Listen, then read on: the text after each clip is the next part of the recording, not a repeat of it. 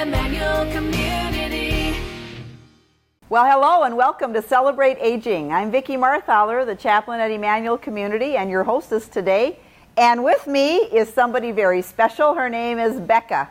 And Becca is our part-time help this summer because she is a college student. What do you think about that? It's exciting to have a spot to be for the summer. It's nice to have a flexible schedule. Yes, and Emmanuel, of course, works with you and your schedule so that you can participate and work and do all that's necessary. Well, Becca is going to be an elementary school teacher with a concentration in science, and so she brought to the residents a wonderful time of working with physics and doing experiments. So we have an advisory group of residents here who are going to be an audience and also give her input on how well or not well they work. Yeah. But we thought we'd introduce you to Becca and know that, well, my gosh, you started coming to Emmanuel when you're how old, you think? It was 4 years ago when I started working here, and I came 2 years before that to visit my grandma. So you've been around Emmanuel a little time. Now, what about Emmanuel could you say to the people? It's a great spot to come and help people with their cares. I know that they need our help, and it's a privilege to be here. And this is an opportunity for me to make them feel at home. So. There you go. Okay, so here we go, Becca, the magician. Hooray! Okay, one of my first tricks here, I have just Abraham Lincoln here on a 1-cent piece, and I'm going to put this penny about 3 inches from the edge of a plate and 3 inches from the edge of the table. And I'm going to move the penny onto the plate within 3 tries using no hands. Okay? So try number 1. All right. Oh, well. There's our test run. 2 to go.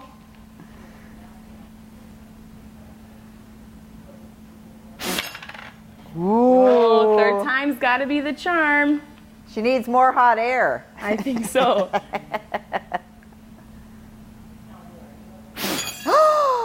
Ta-da! So these are some tricks that maybe some of you will try at home, and the idea is that when faster moving air goes over an object, the pressure is lower, so the object wants to rise into that area. So when I blow over this paper, there's lower pressure, so the paper rises up and wants to stay there. You could be a weather person. Maybe.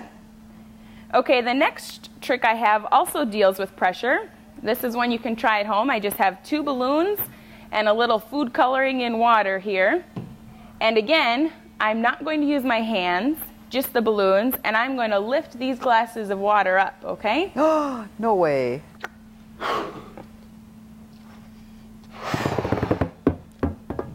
There's 1.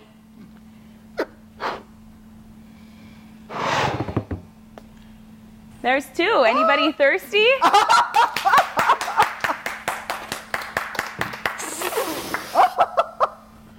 So we increase the pressure inside, and then when we change the pressure inside the balloon, we were able to lift up the glasses. Boy, I almost called housekeeping right away, thinking there was going to be a spill.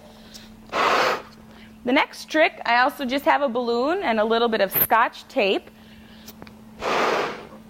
And I'm going to just put the Scotch tape right over top of the balloon, and I'm going to make an X shape.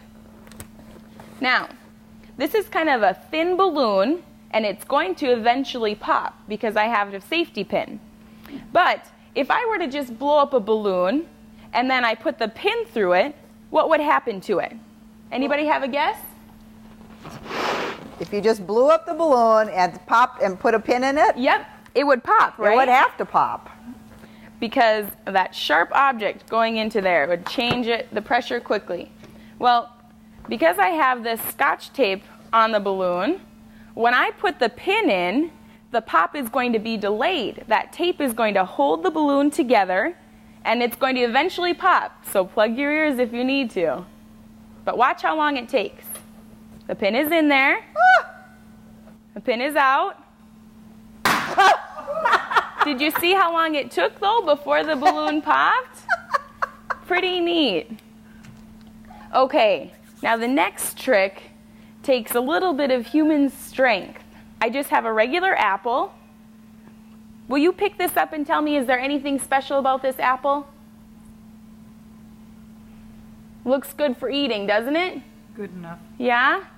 What do you think? How's this apple feel? It's not hollow. Is it a real apple, Vern? It's real, right? It looks real, yeah. Yeah? Good, okay. Well, I'm going to take the apple back here. Better put a little magic on my fingers. What I'm going to do is apply the right kind of pressure. Woo! Oh! Broke it right in half. And it was so quick, it fell out of my hands. Oh! So that's something it takes a little while to master, but once you get it, you can just pop that apple right in half. How did you do that? Magic on my fingers. Okay, the next trick I have is similar to this little bird bouncing up here on the corner.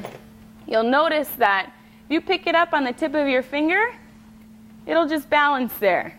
That's pretty cool, isn't it?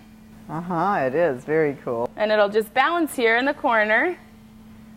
Well, I have just a 2x4 and a nail in it. And then I have about 18 nails the same size. And yesterday I had a volunteer. I had someone come try to stack all of these nails here on the tip. He thought, well, maybe I could just get one. But the heads aren't even flat enough to balance. It won't even stay. So is there any way that we could get all of these nails to balance here? Anyone have any ideas? What do you think? Maybe if we kind of go back and forth and, well, that won't work. What do you think? Vern, do you have any ideas? Should we put them, well, all the heads are on the top. Maybe if we just go, well, let's try this. We can't use rubber bands and we can't use Yeah. glue or anything? Just the nails. I suppose we could get it with some tape, maybe. I bet, without using any magic, I can get all of these nails to balance on the head of just this nail. Ooh. We have a couple minutes left on our show. I sure hope we get to see how this works because I want to know. Here we go.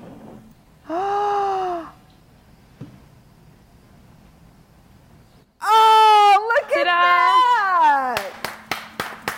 Where there's a will, there's a way. Yeah. And she didn't use any glue. No glue. Well, okay, we've got Okay. 1 minute. Becca, what do you think?